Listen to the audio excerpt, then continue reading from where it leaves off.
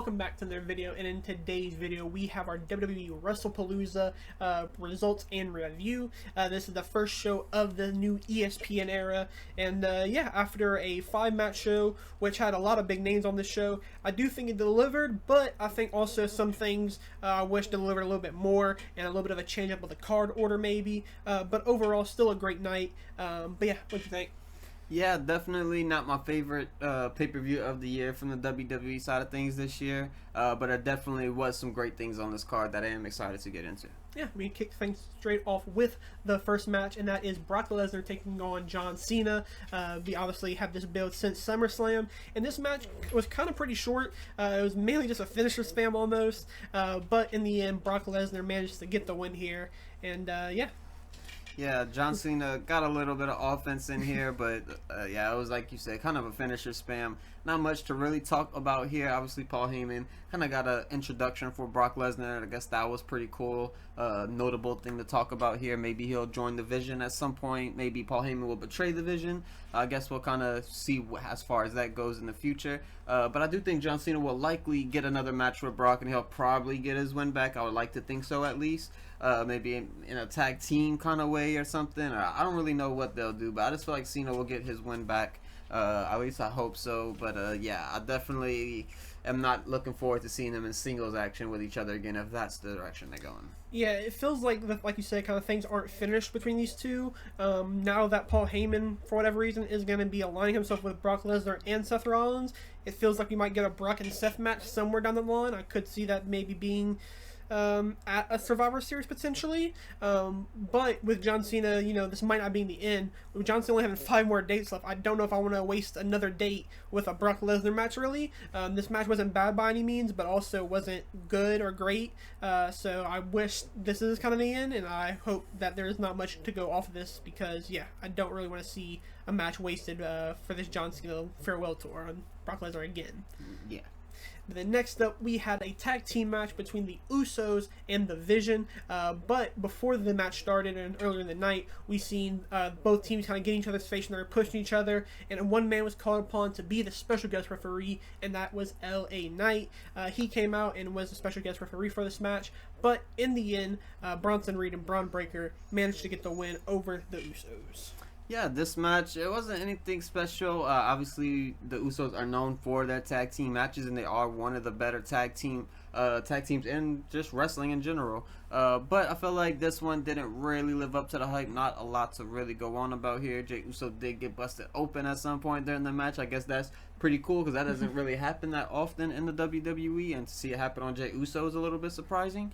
But yeah, he gets a double spear from Braun Breaker to kind of end this match, and that's pretty much the telltale of it. Jey Uso does kind of save LA Knight right before Braun Breaker goes for the spear. He was just going to hit LA Knight as well, but Jey Uso kind of pushes him out the way and kind of saves him. I guess we'll hear more about that on Raw though. Yeah, I did kind of like the addition of LA Knight, because it seemed like we're going to do this Jey Uso LA Knight feud. And I kind of like how he let them be a little bit extreme with being a special guest referee. It's his, call, whatever he wants to do. So I do like there's a little bit of extremeness to this match. But yeah, solid match. Glad that the Usos are back. Hopefully this isn't the end for them, because I do still rather them as a tag team than singles acts. But yeah, pretty solid match.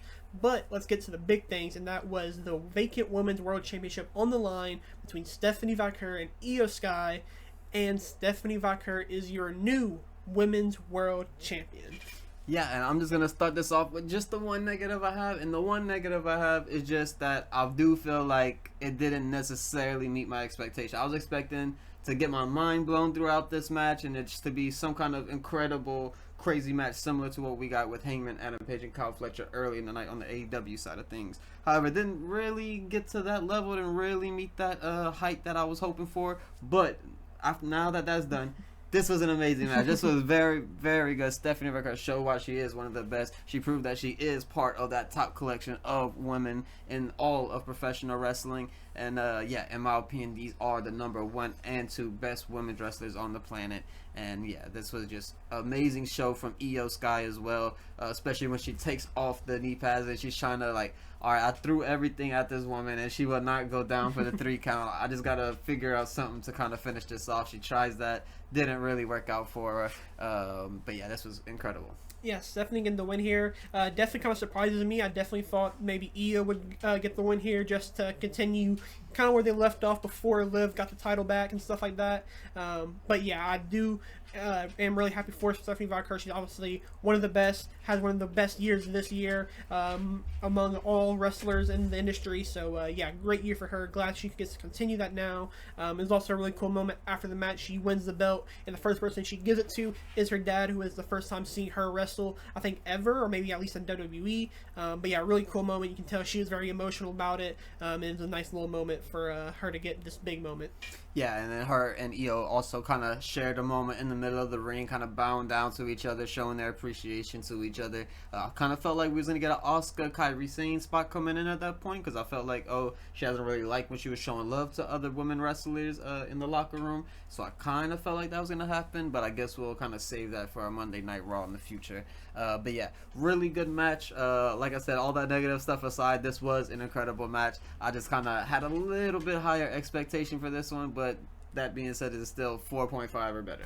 Yeah, and then moving on to what I kind of mentioned earlier in the intro was the match order. And next up, we had the mixed tag team between CM Punk and AJ Lee taking on Seth Rollins and Becky Lynch. Now, we kind of mentioned that this things kind of should have been shuffling around, and we'll get into why for the Cody match and for the Punk match. But yeah, this being the co-main event did feel a little weird. But with that being said, one of the best matches, not only for the WWE show, but all weekend. Yeah, this was a phenomenal match. AJ Lee's first match back in over a decade, and yeah, a very fun one nonetheless. Yeah, AJ Lee showed that she can still hang with the best of the best. Obviously, she has a little bit of rust to knock off. There's a few things that maybe didn't look the best or maybe looked a little bit slow, but 99% of this match was her being on point and doing everything nearly perfect. The finish was absolutely it was honestly a masterpiece. It was one of those AEW or one of those WWE cinema kind of finishes where they're both on the tables. It looks like AJ Lee and CM Punk's gonna throw them through, but they kind of reverse it, and it ends up with Becky Lynch shoving AJ Lee into Seth and CM Punk. They go through the table, and that also leads to the finish, helping AJ Lee at the end here.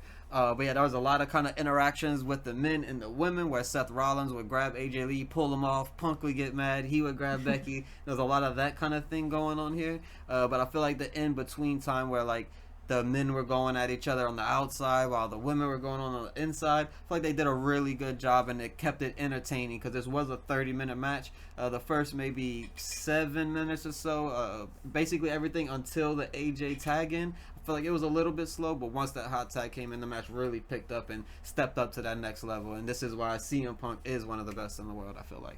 Yeah, I really enjoyed. Like you kind of said, I did think before the hot tag it was a little bit slow, but like you said, once she got in, things really kicked up. And yeah, I really like the kind of interaction. I feel like there was a little bit too much at times, but I think overall it was still not too bad either. But yeah, this was a really fun match. Like I said, they definitely should have main evented going. In kind of hindsight, knowing what would happen in the Cody Rhodes Drew McIntyre match. But yeah, I mean, like I said, still glad AJ Lee got this big moment. And yeah, so obviously it's in the end, which is really cool now to know that something's definitely going to happen soon, whether she goes after Becky Lynch for the Intercontinental Championship or she just turns her eyes on something else. Maybe she goes after Stephanie Vaquer, maybe. So yeah, a lot of cool things for AJ Lee to kind of do now that she is a full-time wrestler for WWE for at least the next 2.5 years. Yeah, I think, like you said, this definitely should have main evented. Even the Stephanie Io match, if you want to main event with that, imagine that ending to the pay-per-view of Stephanie Vaquer winning the world title with all the pyro behind her and everything. That would have been amazing ending considering what we did get for the ending. But yeah, this CM Punk and AJ Lee match, they all show why collectively these four people are the best in the WWE. They're all the greatest at what they do. Yeah, and then now for the main event, it is the World Championship match where Cody Rhodes went up against Drew McIntyre, and to no surprise, Drew McIntyre loses once again, and Cody Rhodes retains. Yeah, this match, it was really good. There was moments in this match where they were really heating up and Cody Rhodes was taking massive bumps. Same thing with Drew McIntyre, but at the same time, it felt like every time they would start heating up and it would get like fast-paced and they would take really big moves and bumps and everything, I feel like it would randomly turn into a finisher spam where it'd be like Claymore, Crossroad, and it was just kind of just all over the place a little bit. I feel like the producing of this match wasn't really the greatest, but that's not to say also that the match was bad, because I did have a good time with it. I just feel like I don't know, the ending kind of made it just was kind of the downfall of it with the way it ended abruptly a little bit. And yeah, the referee involvement at the end as well was a little bit stupid after Drew was trying to kind of finish the match off with Cody. But yeah, definitely not my favorite match. But yeah, I don't think this one should have main events. It didn't really feel like the ending here. Yeah, I think the in-ring action of this match was very good. However, like the story parts of the match didn't really connect with me. At least it felt like at the start of the match they wanted to kind of tell like Cody Rhodes isn't right in the head, something he kind of got banged up, and that was kind of going to be like he has to kind of clear his head to kind of get back in this match and win. But I didn't really see a moment where Cody Rhodes kind of had to lock in to get the big win. And then, like you said, the end was very weird. Drew pulls off one of the turnbuckle pads, he throws it, and then the ref goes after the turnbuckle pad after Drew starts getting a pin, and then message Drew up to confirm getting the win there. Then he tries to do the Claymore through the table into Cody, but then the ref stops him, and then he does hit the Claymore, but Cody moves, and which ended up breaking his leg basically. But yeah, like I said, the in-ring action wasn't bad, but the story felt a little weird. And like I said, I don't like that Drew kind of lost like this. Only had to take one crossroad, where we've seen multiple people who are worse than Drew take up to 3 to 5 crossroads before they were finished up. But yeah, it does suck for Drew because, like I said, I had big hopes for him, but it feels like he won't be a world champion anytime soon. Yeah, even a John Cena took 3 crossroads to get finished off in their rematch when they had it. So yeah, definitely not looking good for Drew, but hopefully there is something kind of big on the horizon for him to kind of get that revenge, because we've seen him start the Bloodline Hunter thing, and that kind of went nowhere after the CM Punk feud, and now this kind of feels like it's went nowhere, and it felt like the end, but at the same time it didn't feel like the end. So hopefully there is something lined up for Drew, because I would like to see him as your world champion come Royal Rumble time somewhere by then. Yeah, and then the way the match ended, it felt like something was going to happen after the match with Cody celebrating, but again, nothing happened. We kind of just got Cody celebrating in the ring, and then we got the Michael Cole closeout, and yeah, that was about it. It felt, like I said, kind of awkward. It felt like maybe a Randy was supposed to come out, or maybe a Return of the Rock. I get that's something that we're always going to say now, but again, it didn't happen. I kind of don't think the Rock was going to come out, but at least Randy would have made sense, I think. But yeah, Cody retains. Maybe we obviously don't know what direction he'll go after. Maybe it's a Jacob Fatu who wants to get his eyes on some real gold, or Randy Orton wants to kind of slither in and kind of get his moment as well.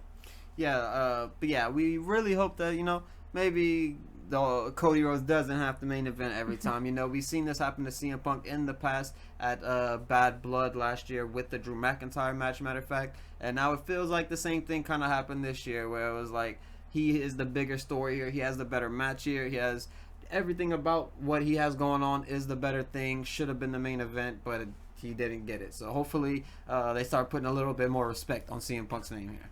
Yeah, but with the first show of the ESPN and WWE era finished, what was your favorite match of the night? Yeah, I'm definitely going to go with... I'll go with the CM Punk match. The Stephanie Vaquer and Io Sky match is probably the best in-ring, but I feel like still the in-ring of that mixed tag team match was very good, as well as the storytelling, and it's going to lead to a lot more stuff in the future. So this match was just felt big. Yeah, I definitely agree with you there. But yeah, that is the end for the WrestlePalooza results and review. Let us know what you guys think down in the comments below. And if you haven't already, make sure to like and subscribe to the channel. And yeah, we will see you guys in the next one.